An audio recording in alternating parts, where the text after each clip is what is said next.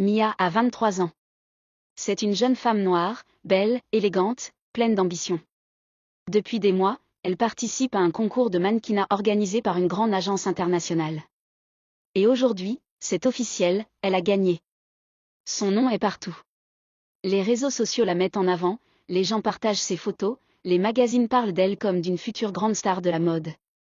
Lors de la remise des prix, entouré de caméras et de flashs, le directeur de l'agence s'approche d'elle avec un grand sourire. Félicitations Mia. Tu es prête pour la suite? On t'envoie à Dubaï pour continuer ta carrière. Là-bas, tu vas signer de très beaux contrats. Mia reste bouche bée. Elle n'arrive pas à y croire. Les larmes lui montent aux yeux. Pour elle, c'est le début d'une nouvelle vie. De retour chez ses parents, elle entre dans la maison le cœur rempli de joie. Papa, maman, j'ai gagné. L'agence m'envoie à Dubaï pour ma carrière. Mais au lieu des félicitations qu'elle attendait, c'est un silence froid qui l'accueille. Son père la regarde, l'air tendu. Tu n'iras pas à Dubaï. Mia le fixe, choquée. Mais pourquoi? C'est une chance incroyable. Sa mère intervient, la voix calme mais ferme. Tu penses que c'est une opportunité, mais tu ne vois pas les dangers. Là-bas, on ne dit pas tout. Des filles comme toi, on les utilise. On peut te faire du mal. Mia recule légèrement. Elle ne comprend pas. Comment pouvait-il réagir comme ça, au lieu d'être fière d'elle? Elle a l'impression qu'on lui coupe les ailes. Elle en parle à ses amis le lendemain. Elles, au moins, la comprennent. Mia, tes parents ont peur, c'est normal. Mais si tu veux réussir, tu dois prendre des risques. Même sans leur accord. Quand tu reviendras avec de l'argent et une belle carrière, ils seront fiers de toi. Ces paroles restent dans sa tête toute la nuit. Et le lendemain matin, elle prend sa décision. Elle appelle Dave, son manager. Sa voix est calme, mais son cœur bat vite. Mes parents sont d'accord. Je suis prête. Tu peux tout organiser. Elle raccroche. Elle sait qu'elle vient de mentir. Mais pour elle, c'est le prix à payer pour vivre son rêve. Ce qu'elle ne sait pas encore, c'est que ce rêve va vite se transformer. Quand Mia atterrit à Dubaï, elle a l'impression de poser le pied dans un autre monde. L'aéroport ressemble à un palace. Dès sa sortie, une voiture de luxe l'attend, chauffeur privé, bouteille d'eau glacée, musique douce. Dave, son manager, lui a tout organisé. Elle est accueillie comme une reine. Les premiers jours passent comme un rêve éveillé. Elle découvre sa villa, 3 étages, marbre au sol, piscine à débordement, vue sur la mer. Le frigo est rempli, les placards bourrés de tenues de créateurs, et dans sa chambre l'attend un énorme bouquet de roses avec un mot. Bienvenue dans ta nouvelle vie. Rapidement, les choses s'accélèrent. En quelques semaines, elle enchaîne les castings, les séances photos et les défilés privés. Elle devient le visage d'une marque de parfum, tourne des pubs pour des bijoux de luxe, apparaît dans les clips d'artistes connus. Son image est partout. Les gens commencent à la reconnaître dans la rue. Elle goûte à un style de vie dont elle n'aurait jamais osé rêver. Un matin, Dave l'informe qu'elle est invitée pour un vol en hélicoptère au-dessus de la ville, organisé par un sponsor. Elle monte à bord en robe blanche, lunettes de soleil vissées sur le nez. Une hôtesse lui sert une coupe de champagne rosé. Mia rigole, filme le ciel avec son téléphone, puis penche la tête pour contempler la ville. Les gratte-ciels, les fontaines géantes, le désert à perte de vue. C'est ça, ma vie maintenant, se dit-elle, un sourire figé sur les lèvres. Les jours passent, et les invitations affluent. Un après-midi, elle embarque sur un yacht privé, aux côtés d'influenceurs du monde entier. Au programme, musique, soleil, champagne à volonté, baignade dans les eaux turquoises. On lui prête des maillots de bain de luxe, des lunettes Dior, et un photographe attitré s'occupe de capturer les plus beaux moments pour Instagram. La nuit, elle est souvent invitée à des soirées exclusives dans des villas perchées en haut des tours. Ambiance tamisée, DJ en live, décors somptueux, et invités triés sur le volet. Des gens riches, puissants, toujours bien habillés. On lui dit qu'elle est belle, spéciale, différente. Elle sent qu'on l'admire. Chaque week-end, elle part en voyage, Abu Dhabi pour les courses de voitures, Doha pour un shooting, ou encore les Maldives juste pour un brunch avec des associés. On lui réserve toujours les meilleures suites. Tout est pris en charge. Parfois, elle se retrouve dans un spa privatisé, avec des fontaines de pétales de rose, une masseuse venue de Thaïlande et un thé glacé servi dans un verre en cristal. Elle poste une story. Self-care day. Un soir, elle dîne au dernier étage du Burj Khalifa. La table est posée devant une baie vitrée. La ville brille sous ses pieds. Elle porte une robe noire moulante, des bijoux empruntés pour la soirée, et partage le repas avec un directeur artistique qui lui promet de la faire passer à l'étape supérieure. Elle rit, savoure son plat, prend une photo de son dessert signé par un chef étoilé.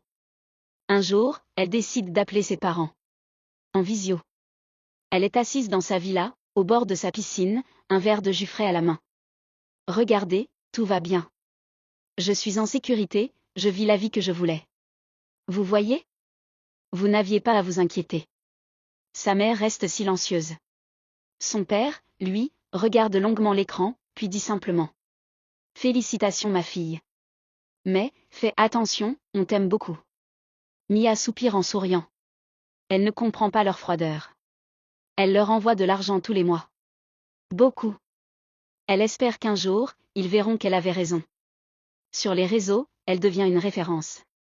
Ses publications sont leakées par des célébrités. Elle est invitée à parler dans des panels sur la beauté, le succès, l'audace.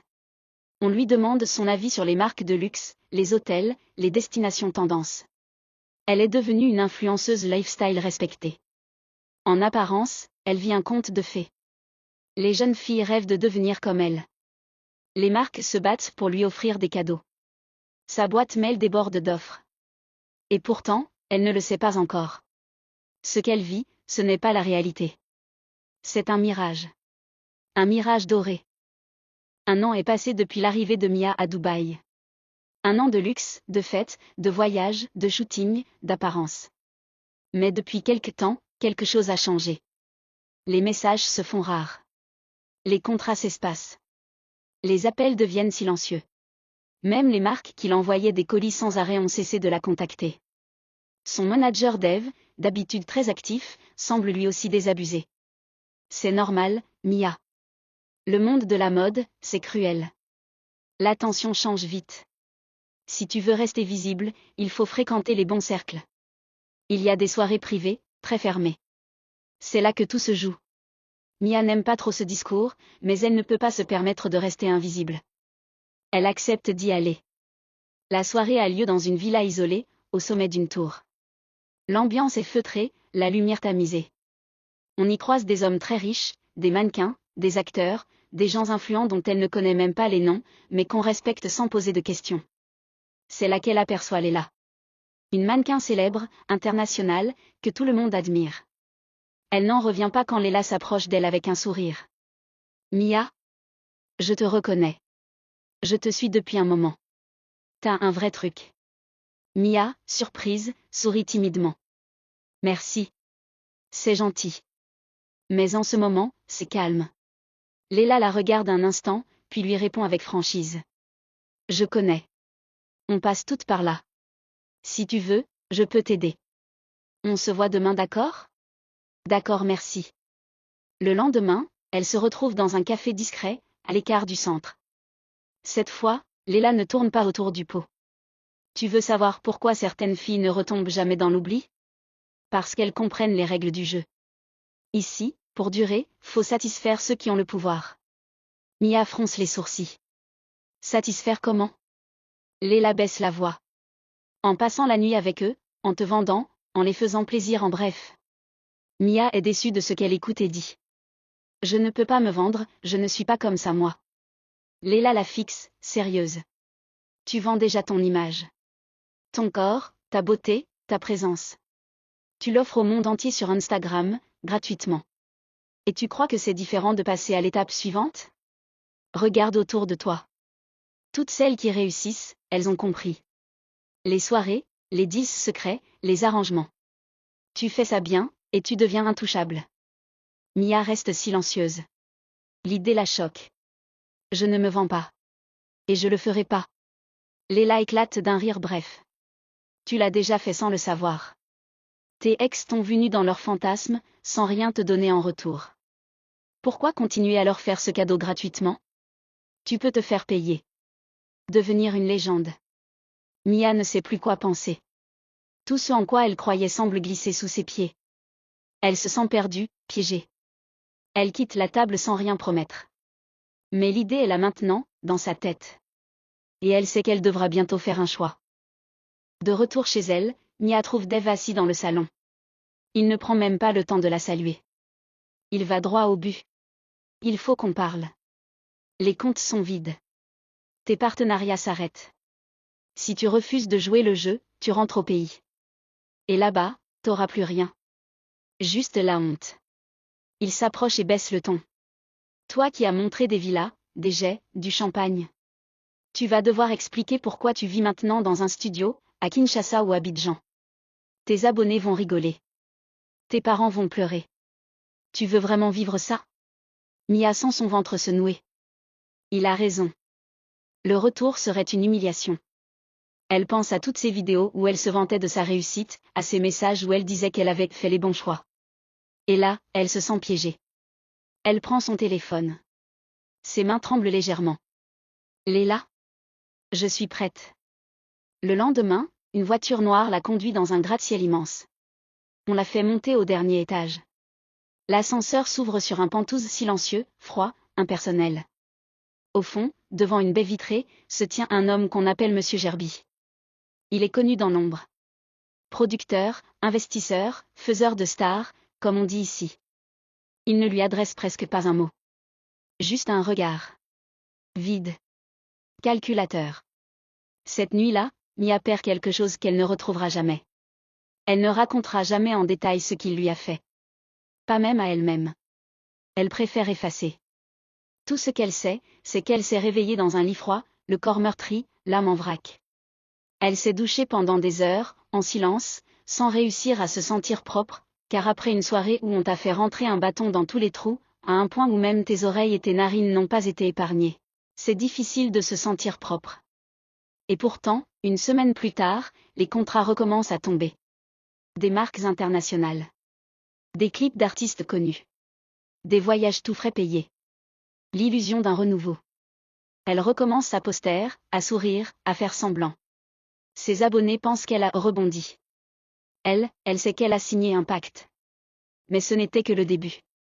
Très vite, une nouvelle règle apparaît. Une autre exigence, plus sombre. Tu veux des contrats à 7 chiffres? Alors il faut accepter les demandes des sponsors privés. Elle demande de quoi il s'agit. Dave la regarde sans émotion. Des caprices. Des soirées spéciales. Des jeux, parfois. Humiliants, souvent. Inhumains, de temps en temps. Elle hésite. Elle veut refuser. Mais elle sait que si elle dit non, tout s'arrête. Alors elle dit oui. La première fois, on lui demande simplement de danser nu lors d'une soirée en mer, sur un yacht entouré d'hommes riches venus du monde entier. Il y a des caméras partout, mais on lui promet que les images ne seront jamais diffusées. Elle sourit, elle danse, elle oublie. La deuxième fois, on lui demande de servir de cadeau pour un prince saoudien pendant tout un week-end. Elle est traitée comme un objet, transportée comme une marchandise. Une autre nuit, un homme très puissant lui propose un contrat aux États-Unis. Un contrat qui pourrait faire d'elle une star mondiale, et que même le président sera là et va la voir.